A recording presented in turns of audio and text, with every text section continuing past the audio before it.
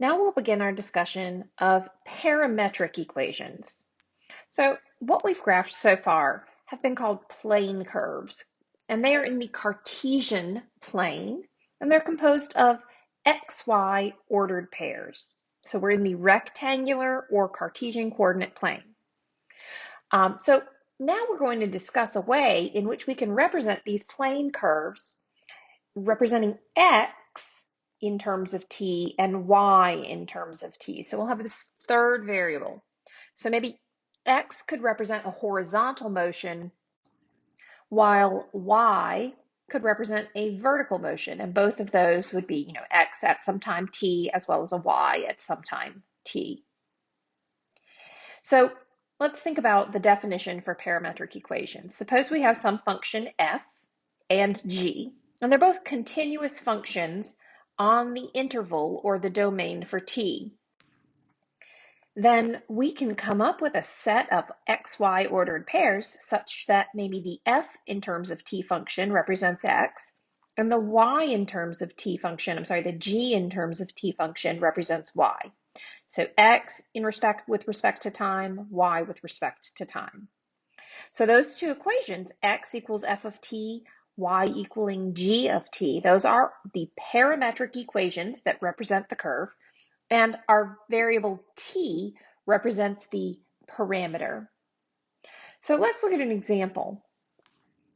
Here we have two parametric equations. We have x is equal to t plus 3 and y equals 1 over t plus 3.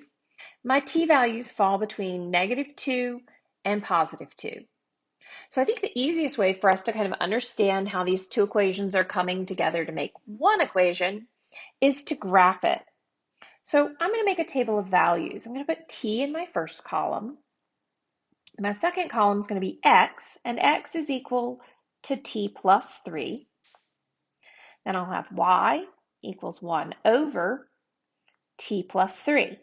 And all those calculations are going to give me x, y ordered pairs.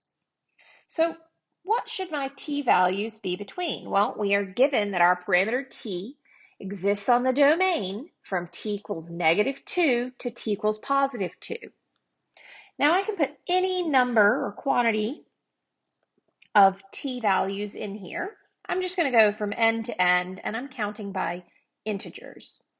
So what I'll do first is I'll take all of these t values and I'll plug them into my x equals t plus 3 equation to get x.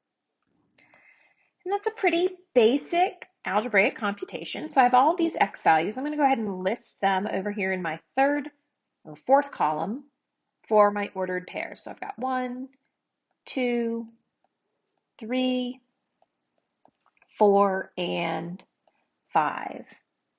We'll do the same for our y values.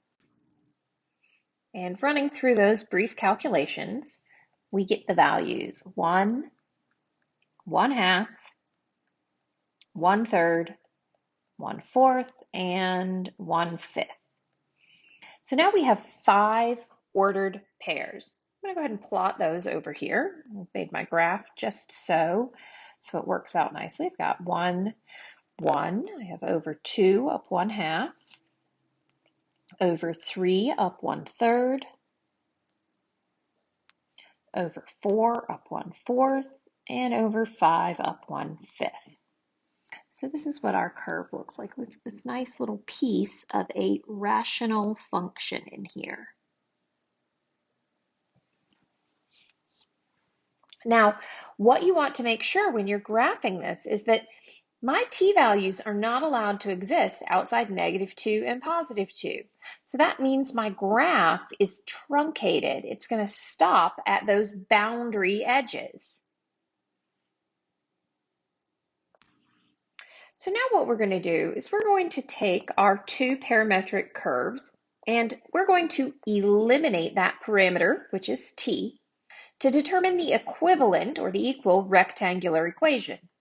Now, it's not going to be all of the rectangular equation. This is a truncated piece of our curve. So we have to keep in mind there can be a restriction on the domain as well as the range. So let's look at this.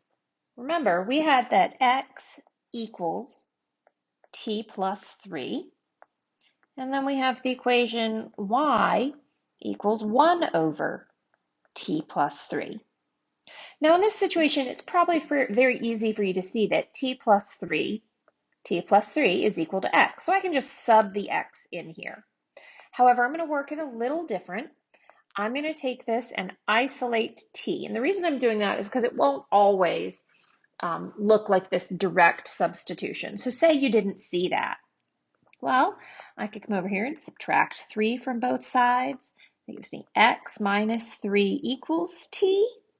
So now that I know that t is x minus 3, I can say y equals 1 over x minus 3 plus 3, which clearly simplifies to y equals 1 over x. So now we have our rectangular or our Cartesian coordinate equation, our rectangular equation that represents this curve that we sketched up here. Now, we also need to make sure we can find that new domain and range restriction. So what is the domain? What do my x values have to live between?